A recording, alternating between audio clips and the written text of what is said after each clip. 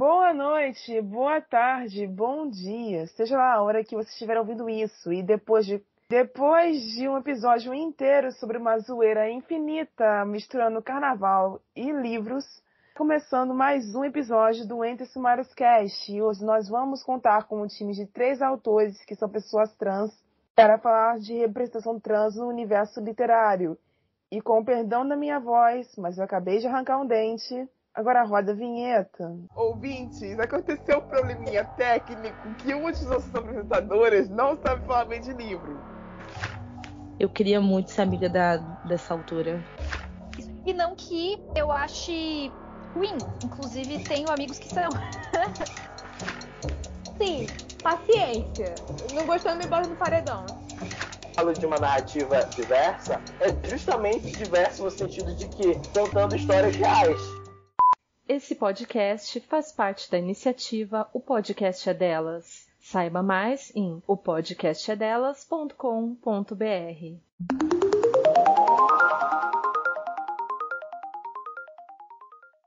Sejam bem-vindos, velhos e novos ouvintes deste podcast literário.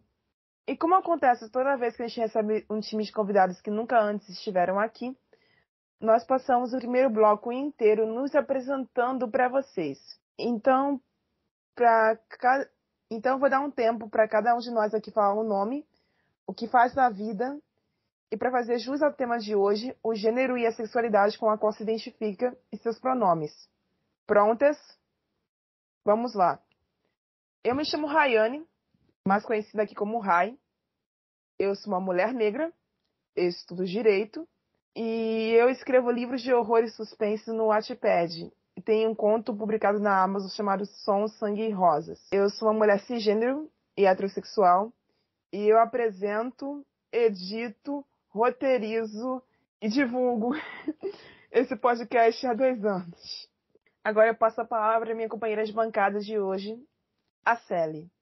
Bom, eu sou a Luísa, mas aqui no podcast todo mundo me conhece como Celi. Eu sou estudante de jornalismo, tenho 21 anos e eu já fiz revisão, leitura sensível, tradução e basicamente qualquer coisa que você possa imaginar que tenha a ver com livros. E hoje, além daqui do podcast, eu também passo muito tempo fazendo resenha pro Goodreads, pro NetGalley, e quando eu lembro, eu posto alguma coisa no Bookgram. E tudo isso enquanto eu fico falando bobagem no Twitter. Uso os pronomes ela e dela, e eu sou uma mulher cis e grey assexual. Coda? Oi, gente, oi. Eu sou Coda. Eu tenho 24 anos e eu moro no interior de Minas Gerais, atualmente em Timóteo. Eu sou programador e escritor e misturo essas duas coisas todos os dias da minha vida, basicamente. Eu escrevo principalmente romance, e aí eu misturo romance contemporâneo, tem fantasia, tem ficção científica, e está aparecendo em várias obras minhas. Tenho histórias na Amazon, de forma independente. Recentemente lancei Manda Foto de Agora pelo Citiga Editorial. E também estou em algumas antologias espalhadas por aí de editoras diversas. Eu sou uma pessoa não binária, eu sou bissexual, sou assexual. E meus pronomes são ele e ó. E Arthur? Boa noite, ou bom dia, né, pessoal? Eu sou Arthur, nome de escritor Arthur Malvavisco. Eu sou escritor de fantasia. Eu sou independente, mas recentemente eu consegui uma publicação pela editora Corvus. Fiquei muito feliz com isso. Eu também fiquei feliz com isso. Ficamos muito felizes com isso. Eu nem esperava, na verdade. Eu sou estudante de ciências biológicas e eu sou de Campo Grande, Mato Grosso do Sul. Eu tenho 24 anos. E eu sou homem trans ou transmasculino. Na verdade, eu nunca parei assim para esmiuçar com certeza se a minha relação com a minha identidade é binária ou não binária, mas por via das dúvidas, transmasculino tá bom. E pronomes masculinos apenas. Acho que é isso. Gente, meu nome é Naomi, eu moro em Santos, litoral de São Paulo, eu sou advogada, sou uma mulher trans e, além disso, eu sou atualmente vice-presidente da comissão do Instituto Brasileiro de Direito da Família de Santos. E, além disso, eu sou escritora. Eu escrevo artigos e textos majoritariamente voltados para a comunidade de RPG de mesa, que é uma comunidade voltada a um tipo de jogo. Eu posso explicar isso mais pra frente. Eu tenho um conto publicado no livro Relatos do Grande Irmão e diversos artigos de RPG publicados pela editora Chá e pela editora Retropunk, que são aí as minhas parceiras mais próximas. Também sou revisora gramatical, leitora crítica e revisora de conteúdo sensível. Então, eu nunca quis ser escritora, na verdade. Eu vou contar uma coisa feia, posso? Eu não gosto muito de ler.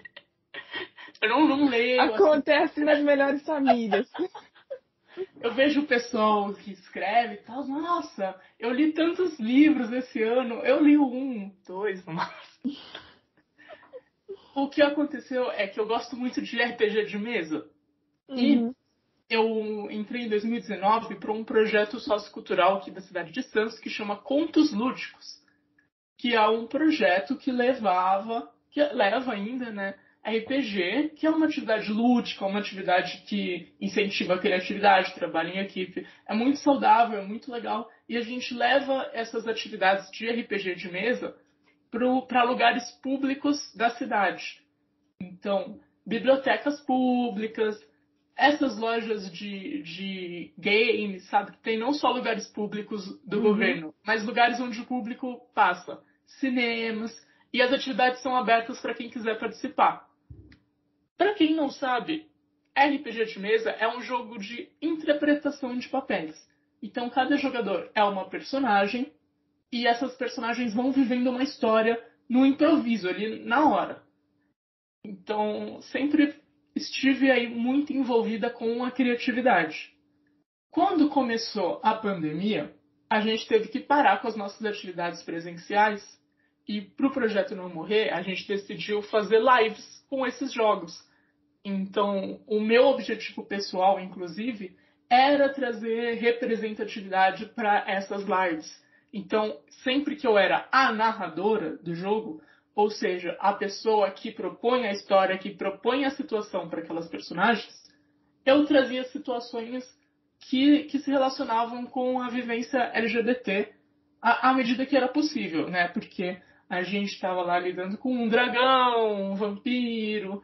Então eu sempre tentava colocar ali uma metáfora ou algo mais direto, sem também perder o lúdico da coisa. E esse projeto, na sua fase virtual, chamou bastante atenção. Em 2020, a gente foi o 6º canal com mais audiência na Twitch Brasil, na categoria RPG de mesa. Então a gente chamou uma atenção e algumas editoras, como as que eu citei anteriormente, editora Chá, editora Retropunk, editora Jambô, que focam muito no RPG de mesa, começaram a entrar em contato, começaram a fazer parcerias, e disso eu comecei a escrever para elas artigos sobre RPG, já que é um assunto que eu estou mexendo sempre, né? Que eu estou falando, fazendo, lendo, estudando sempre. Dos artigos, primeiro começou com um artigo sobre as mecânicas, daí começou assim, cria uma aventura, Naomi.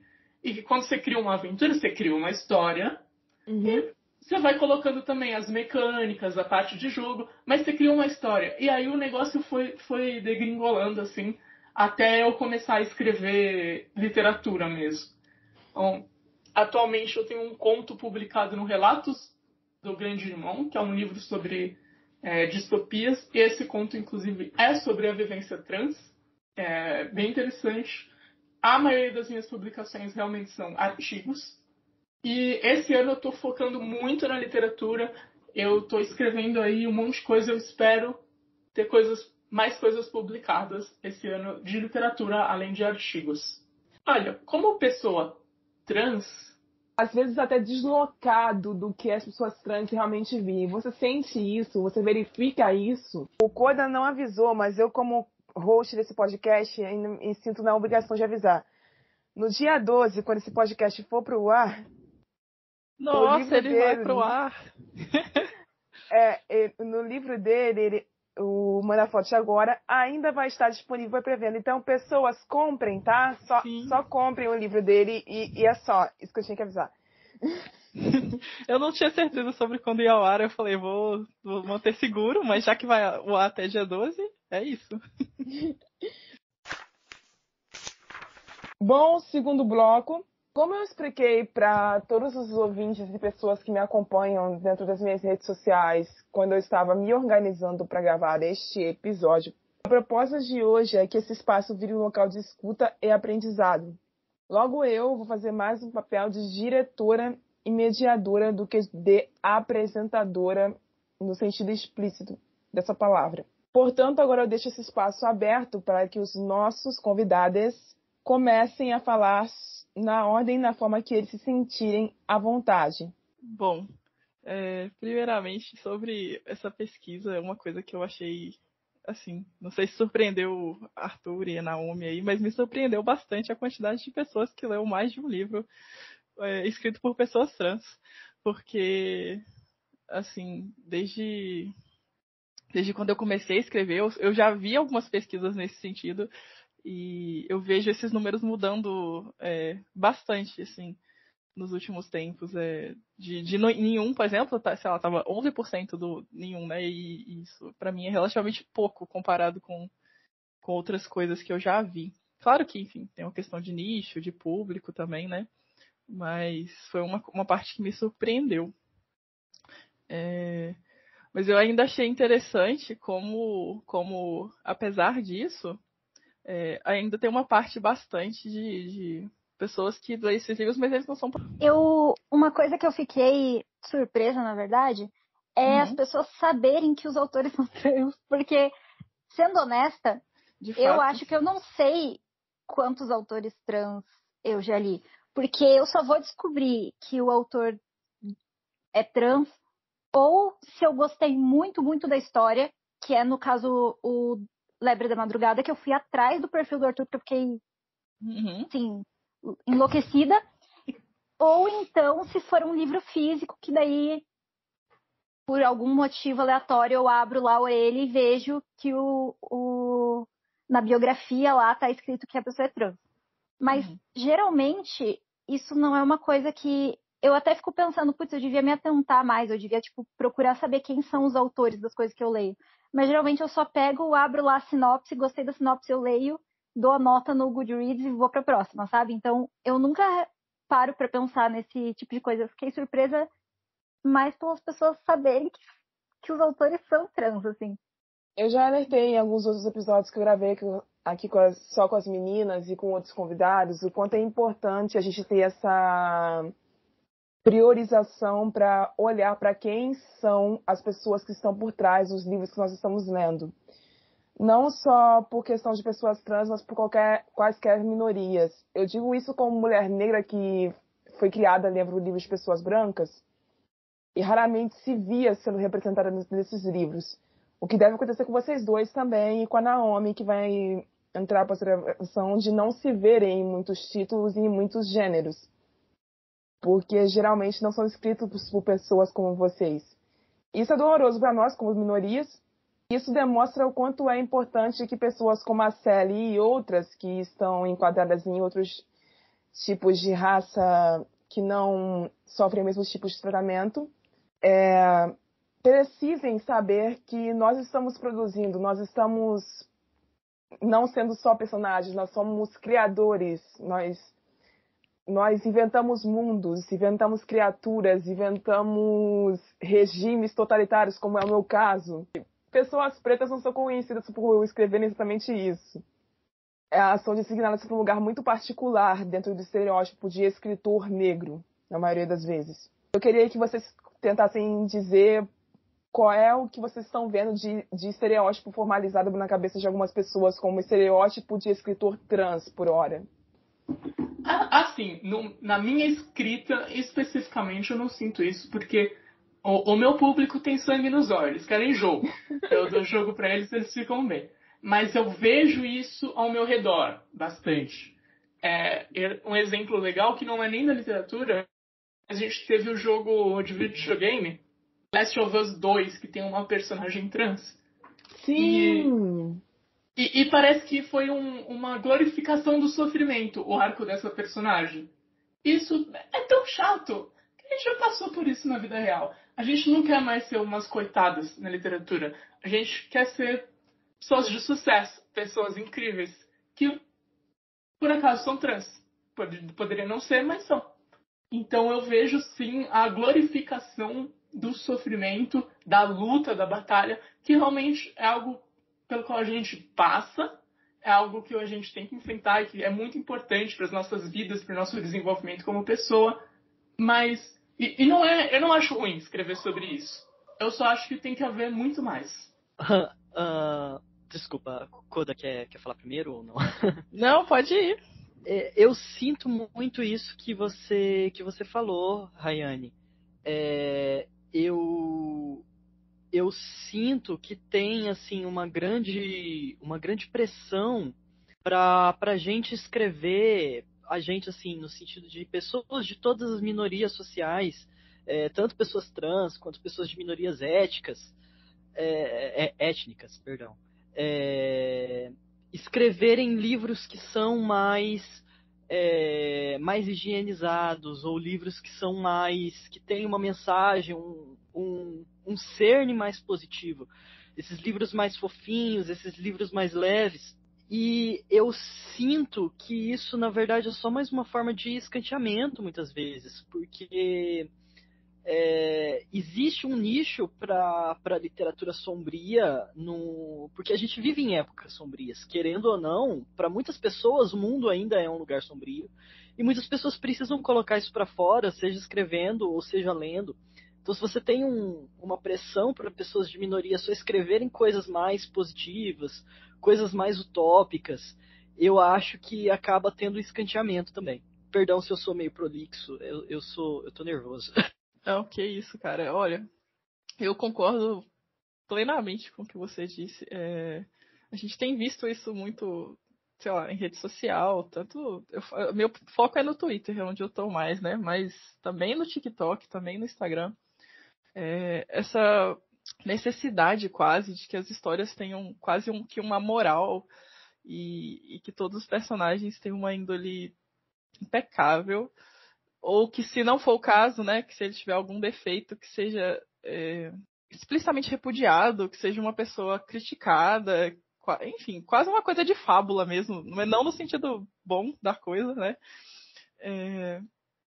E isso acaba até causando o cerceamento das nossas histórias mesmo, tipo, do que a gente quer contar, do que a gente tem coragem de pôr no mundo. Se a gente tem medo de ter uma ideia, então depois as nossas histórias não ficam completas com o que a gente quer contar, né? Sei lá. Por exemplo, uma coisa que eu vejo bastante e que eu concordava, na verdade, até um tempo atrás, e hoje não concordo, então também tem isso, de que a gente evolui, né? Sobre, você nunca deve colocar o nome morto de uma pessoa trans na sua história. E tipo, nossa, nunca é uma palavra muito forte, né?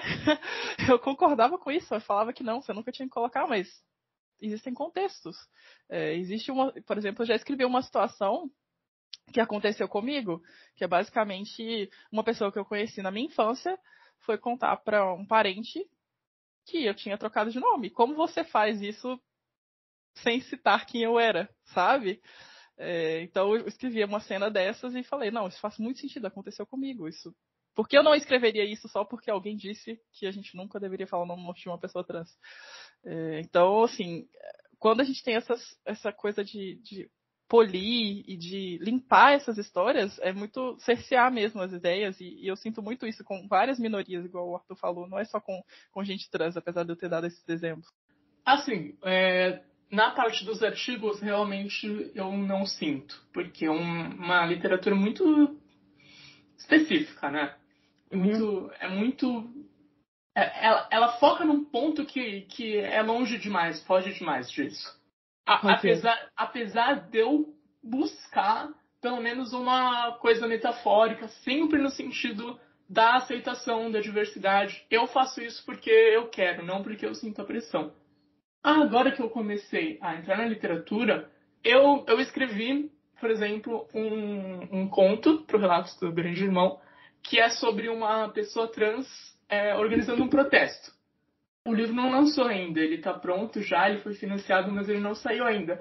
Então eu estou aguardando para verificar, inclusive, se vai haver alguma pressão desse tipo quando as pessoas lerem o meu conto. Da parte da edição do livro, né, pela editora Chá, eu achei que eu não senti essa pressão, até porque eu tenho a sorte de estar aí associada com editoras muito, muito legais, muito respeitosas. Inclusive, o chá de editora Chá não é chá de bebida, é contamos histórias alternativas. Então, eles buscam justamente esse tipo de história e dar autonomia ao autor. Então, vamos dizer assim que eu sou extremamente privilegiada nesse sentido. Tem muitas regras, né? Quando você vai escrever sobre uma certa minoria, assim, você tem que respeitar 1 milhão de normas que muitas vezes acabam podando, assim, castrando a tua história. Tem essa parte do nome morto, né? Tem uma webtoon que eu acompanho que é All I Am. E eu gosto muito, muito dela. Só que o protagonista claro, é uma história, o webtoon eles vão postando assim um capítulo por semana. Então, por enquanto, o protagonista, a única coisa que a gente sabe dele é que aparentemente é um garoto, só que você consegue ver vários sinais que ele tá tendo, que ele tem vários sinais assim de disforia, sabe? E que ele gosta muito ele gosta quando ele sai assim à noite, vai para uma festa, ele gosta de ser tratado no feminino. Só que na história, tipo, você fica, ai, como que eu vou tratar esse personagem? Na história, até agora, até esse momento, pra todo mundo, na vida pública dele, é um garoto. Então, se mais pra frente na história o autor acabar escrevendo que esse personagem, na verdade, é uma pessoa trans, então a gente vai ter que começar a respeitar ele como uma pessoa trans. Mas até agora, até esse momento, nada aconteceu. E como que a história ia acontecer até agora se o nome morto nunca fosse mencionado, sabe?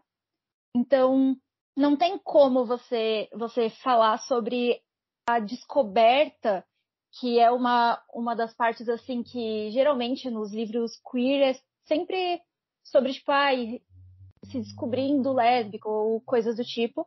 E nos livros trans a gente tem muito menos essa parte da descoberta justamente por esse medo de usar o nome morto do personagem, eu acredito.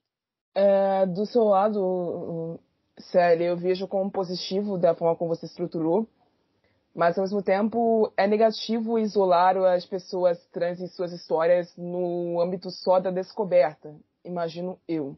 É como se eu, como pessoa de minoria étnica, ficasse o tempo todo concentrando na retomada de uma pessoa que se entende, tipo, pessoa preta. Não faz sentido. Não, eu entendo isso. Eu não estava querendo dizer, tipo, que os livros têm que ser sobre as descobertas, mas que você citar o nome morto quando o seu livro é sobre a descoberta não é uma coisa inaceitável, sabe? É uma coisa que faz sentido naquele contexto. Sim, mas se quer enfatizando isso, meio que aprisiona, vocês não acham? Aprisiona um pouco, pelo menos parece. Eu tenho um ponto sobre essa questão de descoberta que não sei se, assim, é uma perspectiva um pouco muito fantasista, infelizmente, né? Porque eu sou escritor de fantasia. E aí uma coisa que eu percebo é que é muito comum na fantasia as histórias elas serem sobre autodescoberta. Se critica bastante a jornada do herói, né? Que é aquela jornada cíclica que é baseada em vários mitos e que realmente as pessoas elas usam para escrever umas coisas bem clichê e bem chatas. E muitos livros bons fogem, então não é a única forma de contar uma história de fantasia, mas ela é comum na mídia, ela é comum em filme, em livro, porque ela é uma jornada confortável, né? Para as pessoas, elas já estão acostumadas a seguir ali aquela estrutura narrativa, e ela é uma estrutura narrativa de autodescoberta. Só que essa autodescoberta, ela é escrita sempre de um ponto de vista normativo. E nós estamos acostumados com essa autodescoberta escrita de um ponto de vista normativo, que é sempre o herói, ele encontra a sexualidade dele, normalmente o herói cis, hétero, branco, ele se encontra na jornada do herói, e através de interesses românticos, através dele encontrar aquela fagulha interior que ele usa para salvar o mundo. E isso é feito de uma forma que, assim, claro, que hoje em dia a gente fala que tá batido, que tá chato, mas sempre é feito de uma forma que não fica necessariamente escrachado.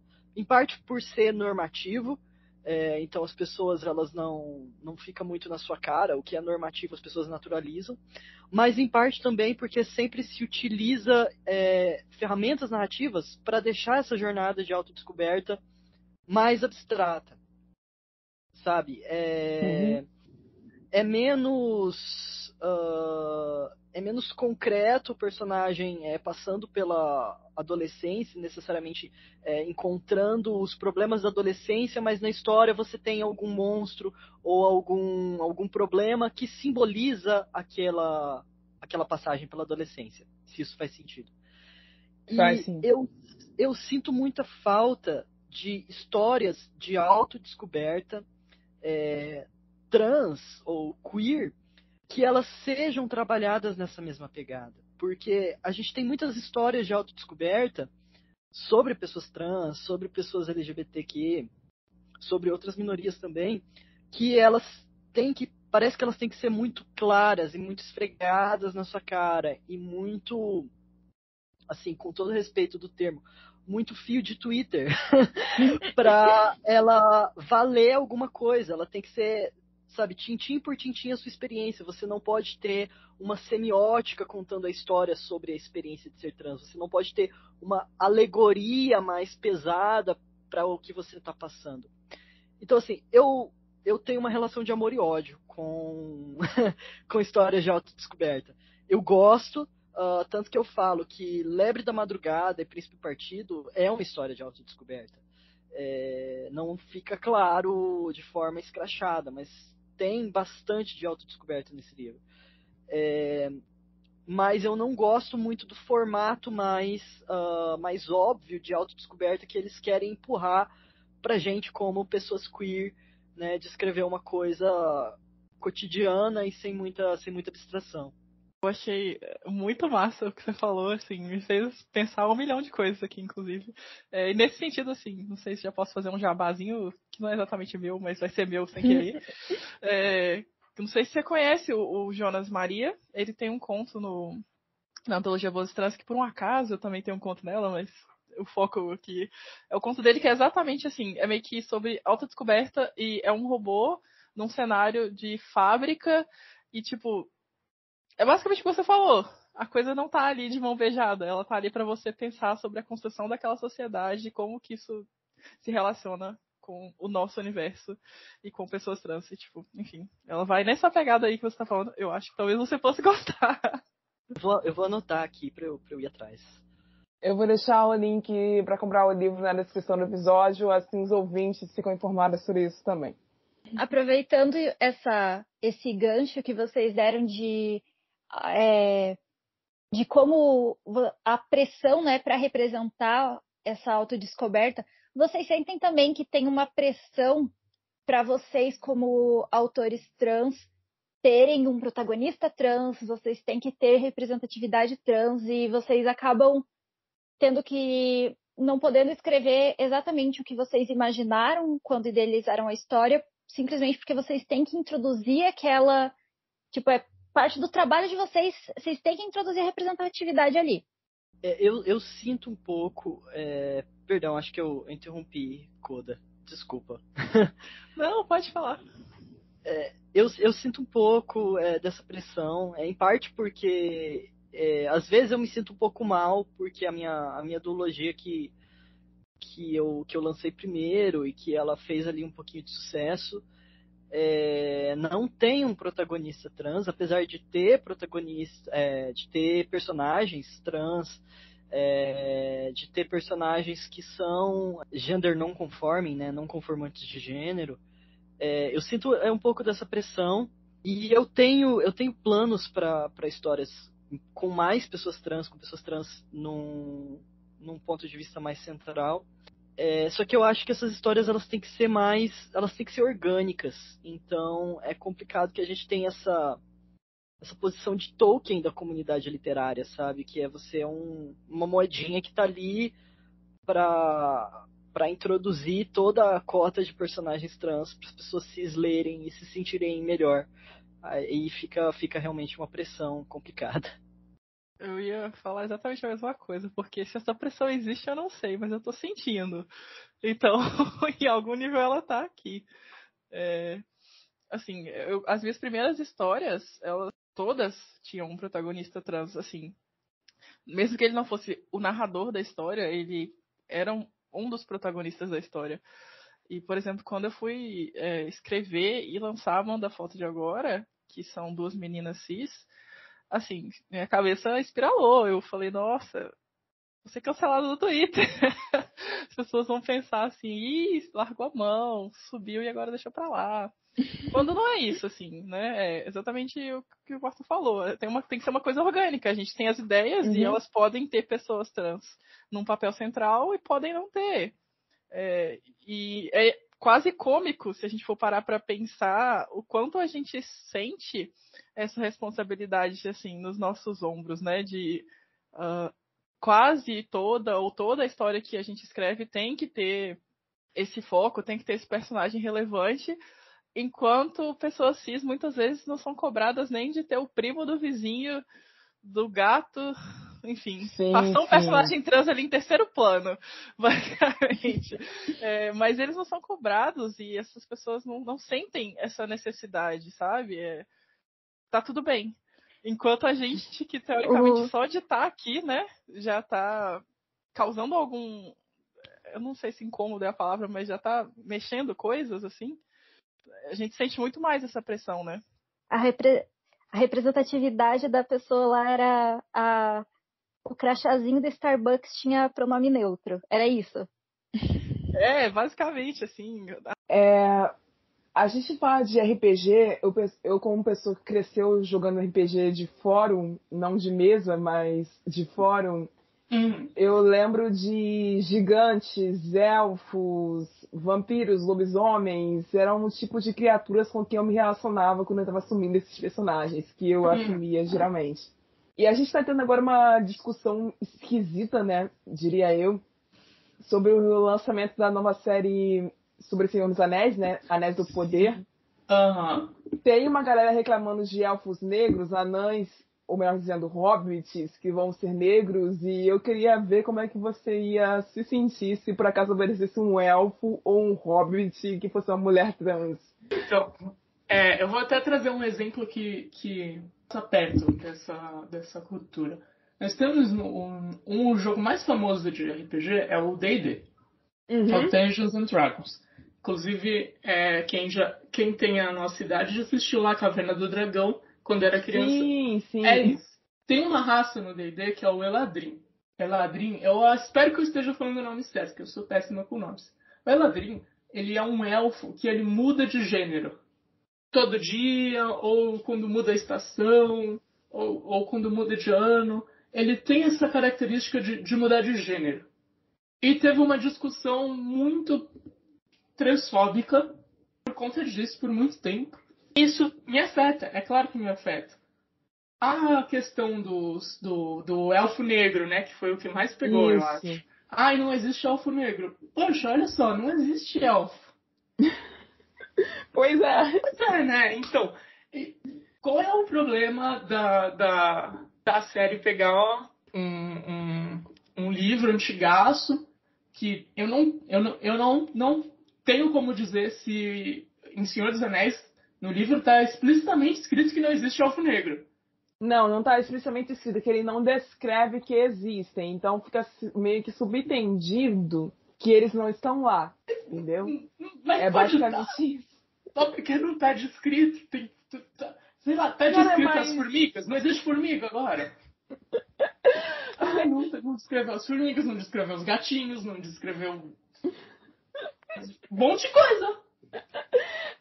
Basicamente isso aí, entendeu? Descreveu oxigênio? Não, então todo mundo morre na primeira página. É que o fandom de Senhor dos Anéis é de homem, é de branco. Sim, é um pessoal muito purista. Sim. Aliás, é o pessoal mais purista que eu conheço. Porque nem o pessoal dos quadrinhos é tão purista quanto eles. Mas, assim, isso claramente demonstra racismo Sim. por parte deles. Não tem outra desculpa. Isso é racismo. Isso acontece também com populações trans e a transfobia. E se pegassem o filho do Bilbo lá, eu esqueci o personagem principal, o Elijah Wood, e transformasse ele num homem trans, Sim. iam reclamar pra caralho também. E, tipo, Nossa, meu Deus do céu. Só de pensar. eu esqueci o nome dele, mulher. Como é que é o nome dele?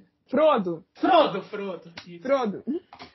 E assim, me desculpa, mas qualquer personagem pode ser trans, até que, a não ser que se descreva que ele é cis, ele pode ser trans. Aliás, ele é um hobbit, né? Ninguém sabe direito o que é um hobbit. Então... Ninguém sabe como o gênero funciona pros hobbits, como... Pois Eu não sei se hobbit tem cromossomo, sei lá. Tem esse detalhe aí. Pode ter uma raça, uma cultura que nem faz diferença de gênero, que nem sabe que o gênero é definido pelo número de dedos que você nasce na mão, sei lá. É uma coisa muito ampla. E as pessoas diminuem demais essa discussão para o que elas veem. Uhum. Que elas veem no dia a dia delas. E aí a gente pode passar um tempão aqui conversando de por que as pessoas fazem isso. E a gente não vai chegar numa resposta, mas a gente pode puxar umas teorias. Eu acho que o ser humano, ele é o único animal capaz de exercer a empatia. Sim. De todo o reino animal. Por quê? Por que o ser humano desenvolveu a empatia?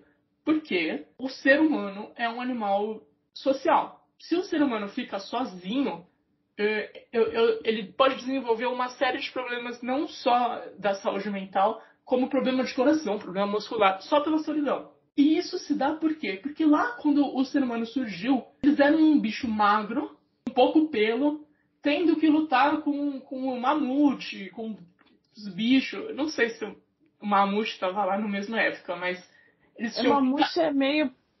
era do gelo, né? Então, mas a gente que pós-meteoro... A questão é que eles tinham que caçar. A questão é que eles tinham que caçar. O homem da caverna tinha que caçar. E se o cara for sozinho, ele vai tomar um pau de qualquer bicho que for. Uhum. Então, o ser humano precisa estar junto. O que mantém o ser humano junto? A empatia. Querer ter o outro por perto, querer ajudar um ao outro, tornar o grupo mais forte. Isso é uma coisa que existe na gente. Aí, a gente tem a cultura a qual a gente está inserida hoje. Essa cultura, ela, na maior parte dos países, essa cultura capitalista, vou mandar direto, ela incentiva o egoísmo. Então, se você usar o seu poder de empatia e se preocupar com o outro, como o seu instinto manda, tu vai passar fome. Se tu dividir a tua comida com o outro, tu não vai ter comida para amanhã. Então, isso não é por causa da cultura, isso é por causa da economia, isso é por causa de como as coisas são hoje em dia. Então, a gente está aprendendo a ignorar a empatia. E quando pessoas mal intencionadas deixam isso tomar conta, né? Deixam isso tomar conta, não pensam, não desenvolvem um raciocínio, não acessam aquela empatia nem um pouquinho, elas se tornam preconceituosas. Então, é complicado, porque é uma zona de conforto, sabe? E é real, é muito real, e nos assusta. Porque, querendo ou não, a gente, eu, você, os ouvintes, qualquer pessoa que faz parte de um grupo minoritário, seja ele mulheres, pessoas trans, pessoas homossexuais, bissexuais, pessoas pretas, precisam da empatia do outro. A gente precisa disso também para sobreviver. Claro, a gente não precisa da empatia daquele cara babaca em específico, mas a gente precisa receber empatia, porque senão a gente adoece. Eu sinto muito que é a história do medo. É o medo de escrever o desconhecido. A gente quer contar essas histórias, a gente quer falar sobre isso, mas o medo de como vamos ser recebidos acaba nos tornando presos nesse limbo. Outra coisa que eu queria perguntar para vocês é o seguinte. Vocês falaram lá no início, não lembro qual dos dois, sobre a pessoa trans presente dentro da trama ter uma índole perfeita. Vou tirar teu ponto. Eu não posso fazer um serial killer? Você deve, por favor, faça. Faça e me mande pra eu ler. Eu tô perguntando pra eu já ficar prevenida, pra eu saber quais tipos de terror eu descarto. Não, por favor. Por favor, eu tenho planos de escrever um serial killer trans, na verdade, porque eu acho legal, assim, eu acho triste que existam certos estereótipos trabalhados de forma ruim na literatura. Mas eu acho que justamente porque eles são trabalhados de forma ruim, a gente tem que tentar trabalhar eles de uma forma melhor. Então, eu acho interessante a ideia de um serial killer trans, desde que não seja escrito aí nos moldes J.K. Rola de Jamais, meu Deus do céu, jamais. Ou Silêncio dos Inocentes, assim. Se for uma coisa que é separada da identidade trans, o meu serial killer trans ele seria um ecoterrorista. Mas mataria por motivos ambientais. Então, assim, eu não sei se eu conseguiria ir tão profundamente. É o Thanos. Vamos acabar com metade do universo. É o Thanos. Eu achei legal isso daí. Tipo assim, eu sou trans e eu sou serial killer. Essas duas coisas não são necessariamente relacionadas. Elas só coexistem. Precisa ter nada. Pelo menos a gente sabe que vai ser uma história interessante. Vamos lá, terror de monstro. Nesse tópico que você falou aí, eu vou citar aqui um autor que eu conheço. Mas ele escreve muito em inglês, não sei se o Arthur conhece. É o Joe Haynes, que é o nome. Eu não sei como é que fala. Eu já ouvi falar. Eu acho que ele é sueco ou suíço, ou alguma coisa do tipo, num país da Europa. E ele escreve no Twitter, ele tem financiamento coletivo também, das histórias dele no Medium. Mas eu acho que o carro-chefe dele são as threads no Twitter, basicamente. Ele faz uma história em formato de thread. E ele tem várias histórias que passam por pessoas, monstro e horror, e uma coisa que tá sempre no limiar, ou até passando do limiar ali, de uma que as pessoas consideram, tipo, normal, entre 300 milhões de aspas, né? E eu acho isso muito legal, como ele tá sempre brincando, e os personagens dele são muito diferentes uns dos outros, e alguns tá tudo bem, e outros não tá tudo bem. Tem umas pessoas que estão descobrindo alguma coisa agora, ou não. Então, assim, eu acho muito legal. E como são threads no Twitter, tipo, tá de graça. O triste é que é em inglês, né? Então tem essa barreira. Mas eu já vi gente lendo até com o tradutor do Twitter. Não é perfeito, mas funciona.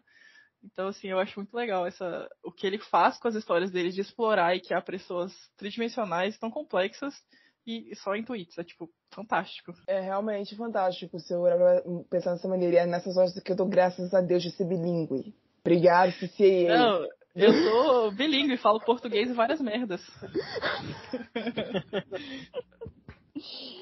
Incrível. Enfim, gente, segue. Eu perguntei pro grupo do podcast quantos livros que possuem personagens trans como protagonistas eles já leram. E aí? O que a gente faz com esses números? Essa pesquisa, a primeiro olhar, assim, ela parece muito boa, né? Tipo, nossa, a maioria já leu mais de um, o pessoal tá se inteirando ali.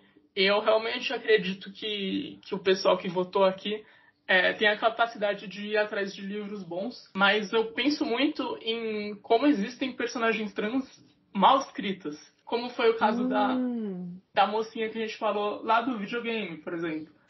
Posso falar mal de um ator famoso, de escritor famoso? Vai embora. A gente tá aqui há 2 anos fazendo isso direto. Cara, o Rafael Dracon, não sei se você conhece.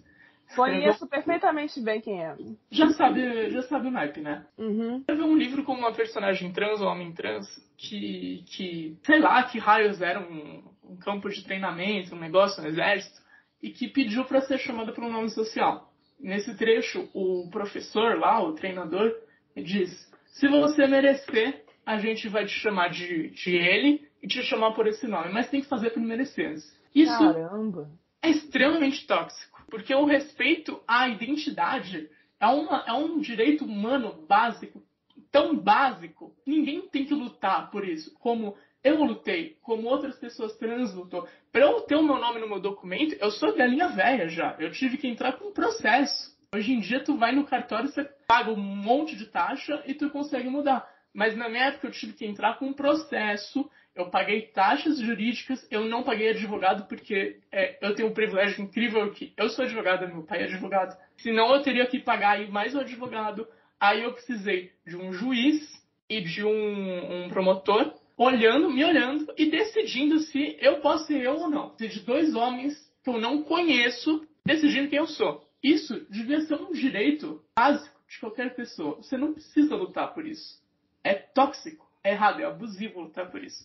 Então, eu fico feliz que a galera leu vários livros com protagonistas trans. Eu peço que tomem cuidado com quem são os autores e como essas personagens trans são escritas, porque muitas vezes rola esse tipo de coisa, ou a glorificação do sofrimento, a glorificação da luta. Então, eu quero acreditar que esses 64,3% sejam de protagonistas trans reais, plausíveis e felizes.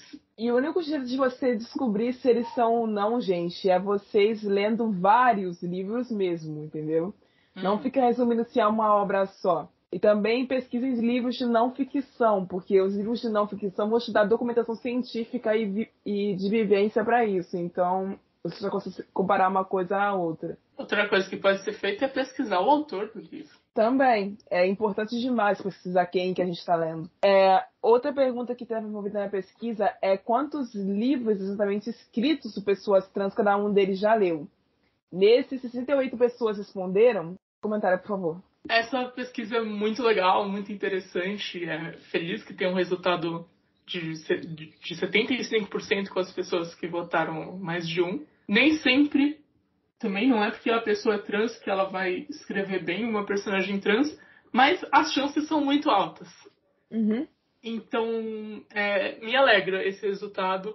Espero que esses livros sejam divulgados, que as pessoas conversem sobre eles. Até porque tem a questão das pessoas, os leitores, irem atrás de livros que foram escritos por pessoas trans, porque se interessam, ou de simplesmente lerem. Mas também tem a questão de que é muito difícil uma pessoa trans lançar um livro, porque é uma questão econômica, né? É muito mais difícil você lançar um livro, você publicar um livro, se tu mora na favela, se tu mora numa periferia, se tu tá em uma situação econômica desfavorável. Então, se lançar um livro escrito por uma pessoa trans, leia, porque ela se esforçou mais do que o normal para isso acontecer. Então, as outras perguntas da enquete, elas eram mais assim, se tinham personagens trans nos livros que as pessoas leram e se esses personagens trans tinham algum papel de importância na história. E eu fiquei muito surpresa que a maioria realmente, disse que sim pros dois. E eu fiquei, nossa, mais de um personagem trans, assim, como protagonista.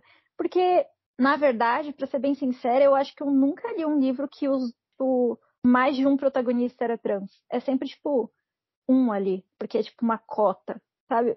E aí o resto é tudo cis. Parece que isso não faz sentido se você para pra pensar, porque todo mundo sabe que pessoas da comunidade LGBT andam em bando. E várias pessoas, todos andam em bando. Não existe a possibilidade de você encontrar uma pessoa trans e não ter pelo menos mais, 3 pessoas trans que, sabe como que se fala aquelas coisas dos planetas? Orbitam em volta delas, assim. Porque todo mundo é meio que uns pequenos grupinhos, assim. E vocês têm livros que tem mais de um personagem trans, assim, como protagonista? Ou, assim, como papel de importância na história e não o atendente da Starbucks? Olha, a primeira história que eu escrevi, ela tem, os dois protagonistas são uma pessoa não binária e uma menina trans que se conheceram na escola e tal. Então, assim, a minha primeira história, ela não é mais, assim, meu carro-chefe, digamos assim, não é nem exatamente meu estilo de escrita hoje, mas foi a primeira que eu publiquei e foi bem importante pra mim. E depois, eu tô tentando lembrar. Mas eu acho que não, a maioria das minhas histórias depois tinha uma das pessoas protagonistas era uma pessoa trans. Acho que o Último Natal de Violeta. O Último Natal de Violeta tinha 2 pessoas não binárias protagonistas. Mas assim, é algo que tá refletido numa diversidade, né? Não necessariamente, igual você falou, as pessoas andam em bando. Então não necessariamente todo bando é uma pessoa trans, né? Aí, igual, sei lá, jogador número 3 tem 2 pessoas bissexuais e uma pessoa trans. e as outras duas são cis, mas todas elas estão ali no queer, discutindo e debatendo sobre o que faz sentido para elas. Então, acho que a questão do bando é uma coisa que sempre é importante para mim. Não necessariamente as pessoas pertencerem exatamente à mesma minoria ou ao mesmo grupo, e sim a diversidade, de fato, né? Sim, não é para marcar checkbox, basicamente, né? Eu acho que o que conta é um grupinho que faça sentido. Eu acho que eu tô mais ou menos nessa linha do Coda aí também. Eu acabo variando mais as letras do que concentrando em todas elas, né? Lebre da Madrugada, os dois protagonistas. Bom, um protagonista é gay cis. E ele é branco, tá, galera? Ele é branco, além de... Ele é loiro. Mas lebre... Meu Deus. Ei, e ele vem de lar católico, tá? Nossa, mas eu senti, tá, sério? Eu senti, tá bom? Eu senti. Ah, mas ele é tão fofinho. Tá tudo bem. Tá tudo bem. Ai, enfim. Eu acabo variando bastante nas letras. Acabo não concentrando nem para um lado nem para o outro. Eu tenho planos de ter livros com mais protagonistas trans. Eu tenho alguns planos, algumas histórias que eu quero escrever que são casais transcentrados, né? Que é quando as duas pessoas do casal, ou mais, né? No caso de um trisal, mas enfim, as pessoas envolvidas são trans. Mas como a Ray disse, é um pouco complicado porque é mais pesquisa. Mesmo eu sendo parte, né, dessa minoria, a gente tem que entender que a nossa situação não é a de todo mundo. Então tem que tomar cuidado. E eu gosto, na verdade, eu acho mais interessante colocar personagens trans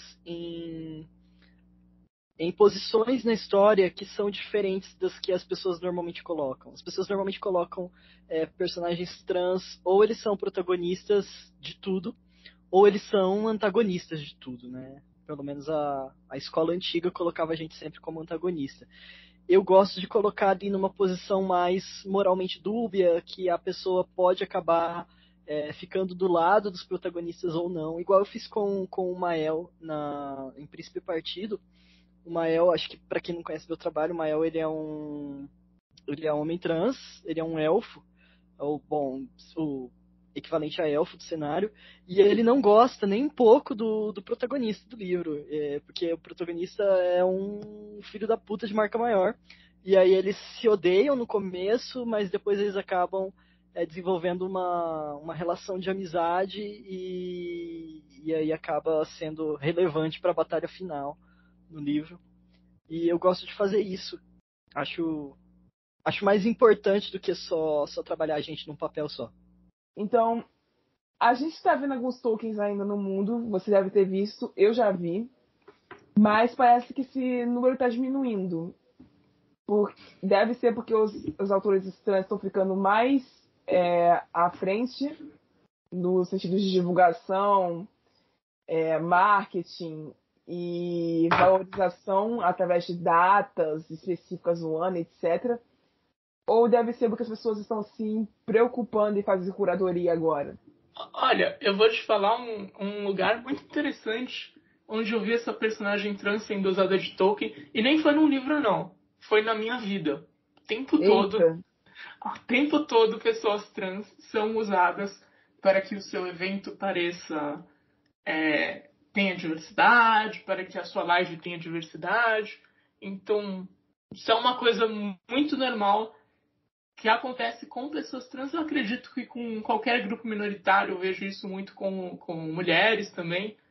Nos eventos de RPG, que é a minha área, eu tinha uma tendência que está parando, que é chamar mulheres, chamar pessoas LGBT, que ia mais no geral, para falar como é ruim ser mulher no RPG, como é ruim ser trans no RPG. E a gente não quer mais falar disso, a gente já sabe. A gente quer falar de outras coisas.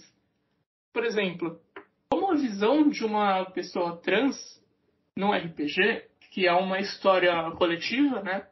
Pode enriquecer a narrativa. Porque se você está jogando, você está criando uma história em conjunto. Com 4 brother, homem, branco, cis, hétero, eles podem trazer várias coisas legais. Mas a vivência deles é muito parecida. Se você traz pessoas com vivências diversas, a sua narração, a sua narrativa vai ficar muito mais rica. E isso vale para qualquer grupo minoritário, isso vale para qualquer criação. Então, eu acho que as personagens Tolkien trans em livros, elas são um reflexo disso. De como as pessoas querem ter a diversidade, querem ter o selinho de sou diverso, mas como elas talvez realmente não liguem para o que a gente quer. Uhum. Tem um RPG que chama Monster Hearts 2.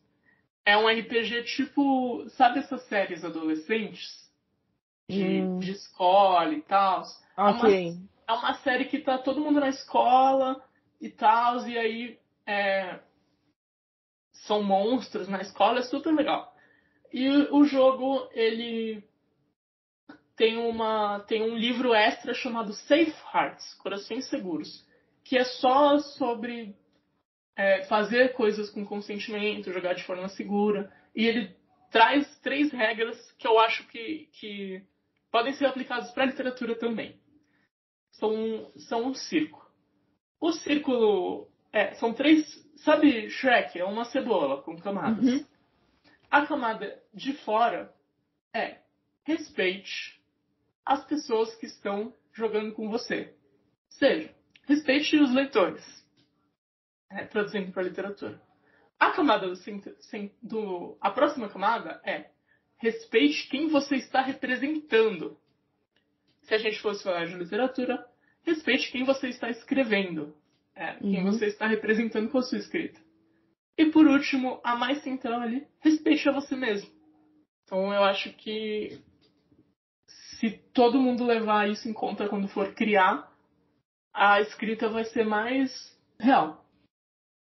Sobre pessoas cis falando sobre... escrevendo sobre personagens trans. Quais são os erros bizarros que vocês já viram por aí? Eu gosto de saber os vacilos da galera.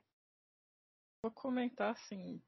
Eu não sei se isso é motivo de vergonha ou orgulho, ou não sei. Mas eu não li tantas histórias assim, com personagens trans escritos por pessoas cis.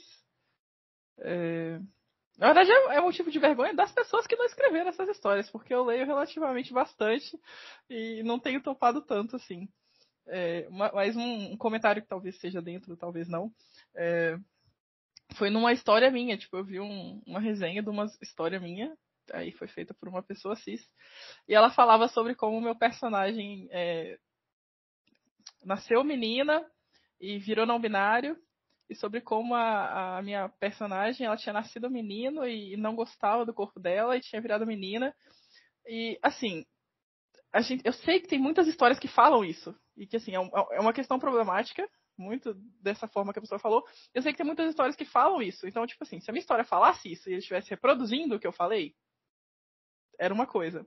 Mas a coisa é, a minha história não fala nada disso. Então eu fiquei pensando, você leu o livro que eu escrevi ou você leu outra coisa, sabe? Porque parecia que a pessoa tinha, sei lá, tava acrescentando, colocando palavras na minha boca quase em relação ao que eu escrevi. E eu fiquei, amado, tá tudo bem, sei lá. Eu fiquei rindo depois, mas na hora nossa, a gente não leu o mesmo livro, basicamente.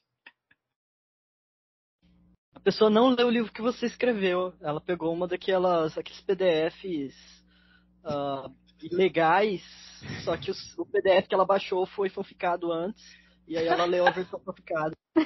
Ela leu a versão cis. Teve um tradutor cis ali. Ai, meu Deus. Infelizmente, eu não tive a mesma sorte de Coda. Porque eu já li algumas coisas horríveis, algumas coisas bizarras.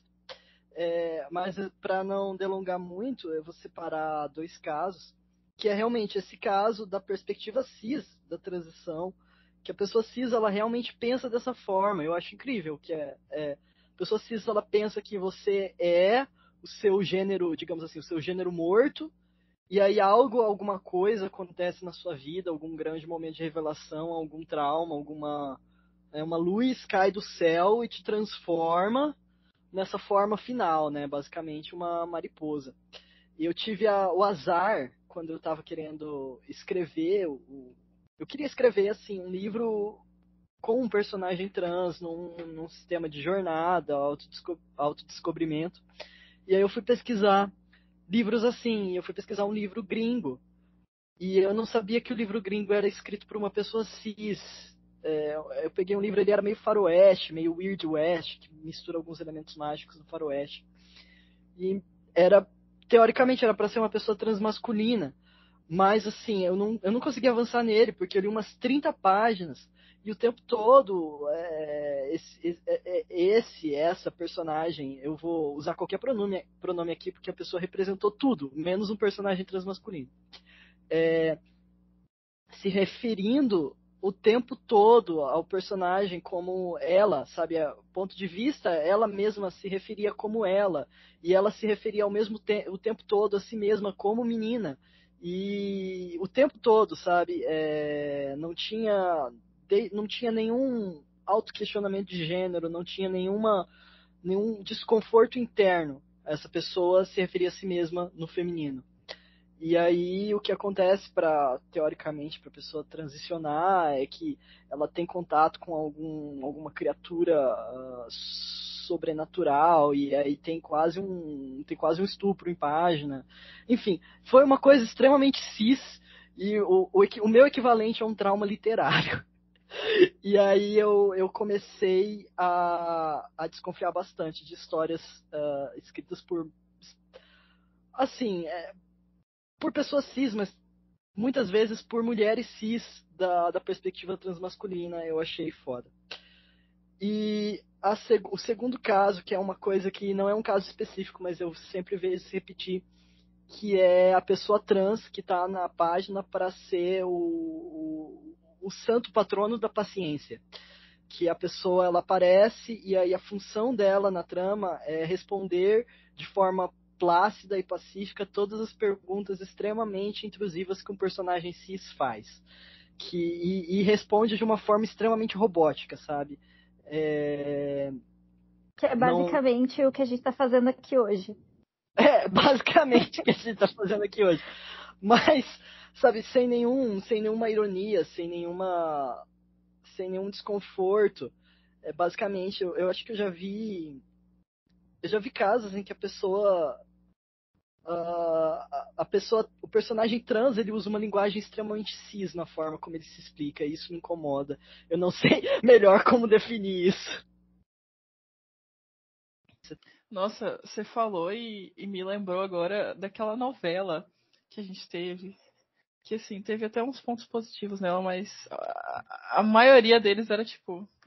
E me recordou, é verdade, umas coisas que eu já vi, mas aí não foi exatamente num livro, mas era mais...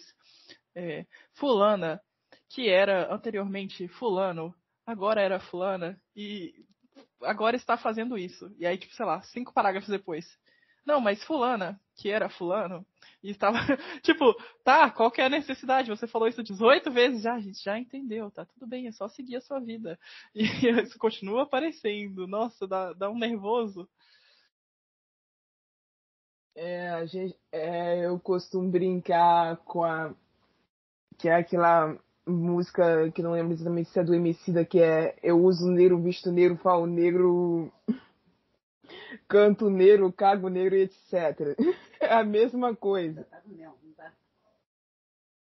É basicamente isso. É o trans que ele existe para ser trans, e ele anda trans, e ele... Tu sente que as pessoas estão te acompanhando de verdade ou que elas estão só te dando follow no Twitter pra depois comprovar? Olha, eu não sou transfóbica porque eu sigo tais pessoas. Que tem isso também. Olha, eu acho que tem isso, sim, bastante. Mas eu acho que só de você acompanhar já é um passo. Trabalho de formiguinha, assim. Só de você acompanhar uma pessoa trans, escritora trans numa rede social, você já está se cercando, como que eu falei agora há pouco, está se cercando de uma vivência que é diferente da sua. que vai te enriquecer. É claro, se você ler o livro dessa pessoa, vai te enriquecer ainda mais. Só que só de você ter ela por perto, de você querer ter ela por perto, você já está fazendo algo bom para você mesmo. Mesmo que tu chegou ali e colocou só para falar que não sou transfóbico, olha, tu ainda vai receber uma influência boa ali, cara. É algo, né? Não é? Alguma coisa. Eu acho interessante. Eu acho que, infelizmente, pessoas trans não têm recursos para se divulgar como outros autores que não são partes de grupos minoritários sociais têm. Então, isso talvez não seja só, essa pesquisa talvez não seja só um reflexo do interesse das pessoas, mas da falta de recursos da população trans, que o que a gente. Eu sou extremamente privilegiada, mas a população a qual eu pertenço não tem nenhuma entrada para o mercado de trabalho. Então, não consegue ter recursos para poder trabalhar como escritora, para poder se divulgar. Não dá para viver como escritora no Brasil hoje, é muito difícil. Você tem que ter um trabalho e você tem que escrever na hora de folga. Então, às vezes, você tem lá uma pessoa trans que foi expulsa de casa pelo pai aos 17 anos. Que a gente tem... Eu não pesquisei, eu não parei para olhar um número certo.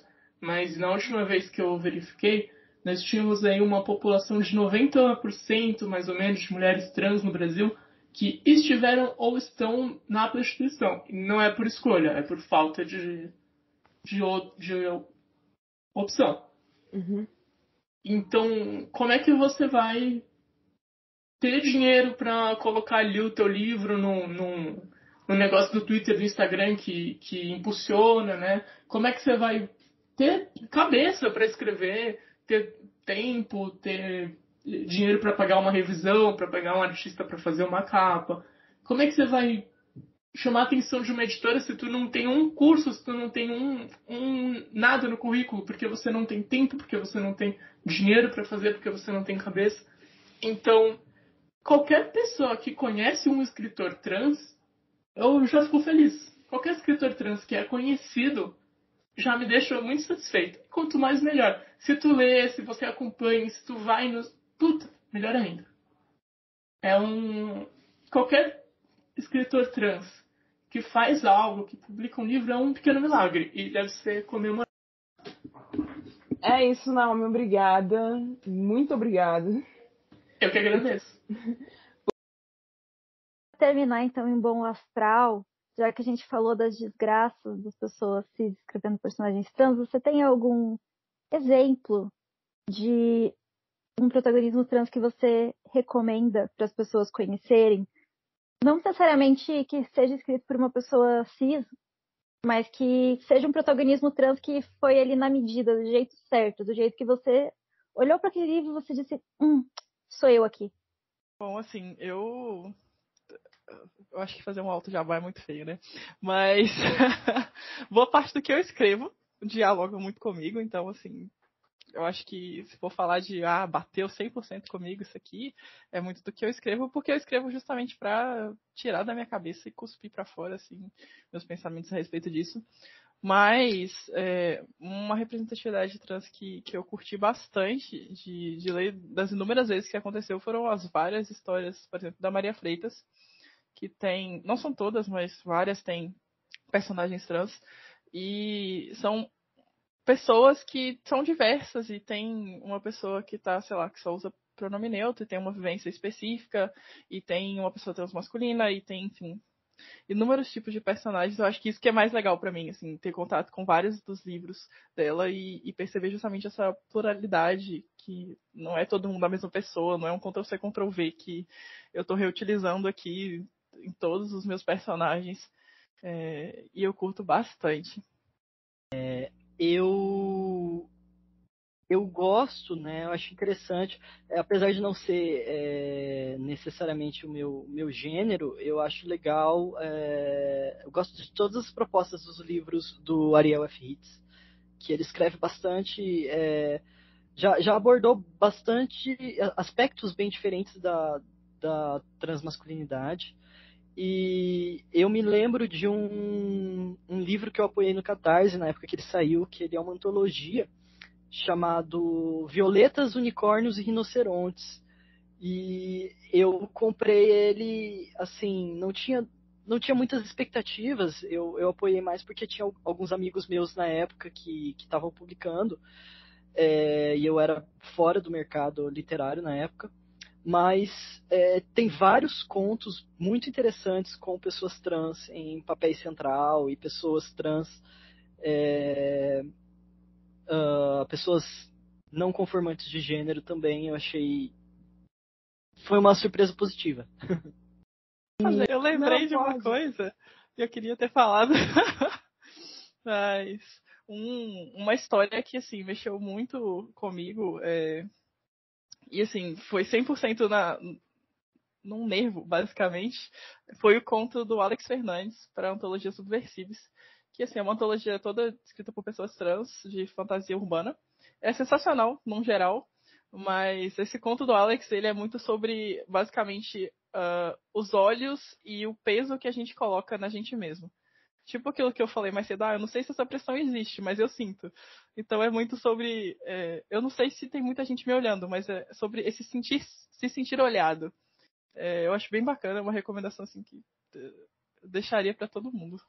Então tá ótimo. Eu vou, para não dizer que eu não recomendei nada hoje, né? Porque eu vou recomendar nomes de 3 poetas que são pessoas trans para finalizar esse programa. E eu volto a falar com vocês semana que vem, tá, galera? Primeiramente, o poeta Nicolás Bastos. Vocês encontram ele no @ dele no Instagram, que é o Oxi Nicolau. O poeta Pietro Silva, que é a pessoa não binária, e tá usando todos os pronomes. Vocês encontram ele no Instagram dele, Pietro Universo, e esse último O da palavra universo é o número 0, então só assim que vocês conseguem achar ele, tá, pessoal? Mas os livros dele estão disponíveis dentro da Amazon aos montes. Então, é só procurarem lá que vocês vão achar.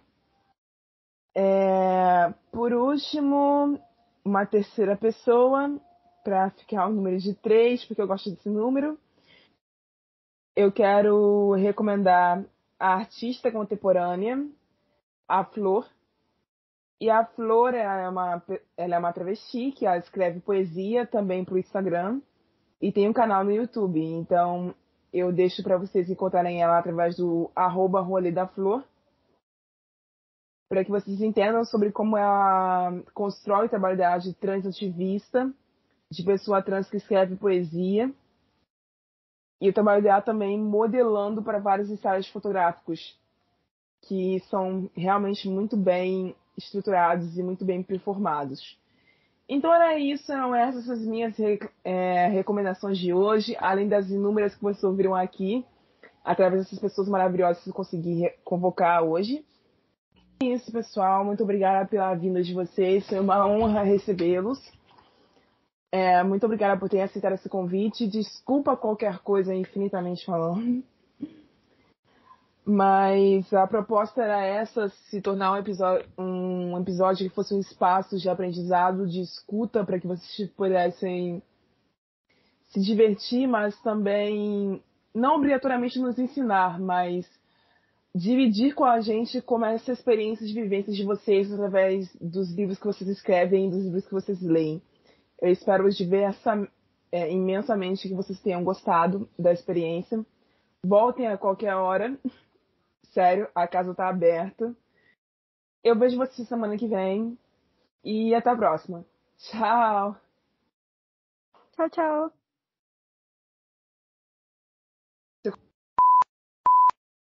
Você ouviu um programa participante da rede Podcast é Delas, uma iniciativa que fornece toda a infraestrutura necessária para mulheres hospedarem e publicarem os seus podcasts. Para fazer parte, entre em contato conosco através do site opodcastadelas.com.br ou através das nossas redes sociais, como @opodcastadelas.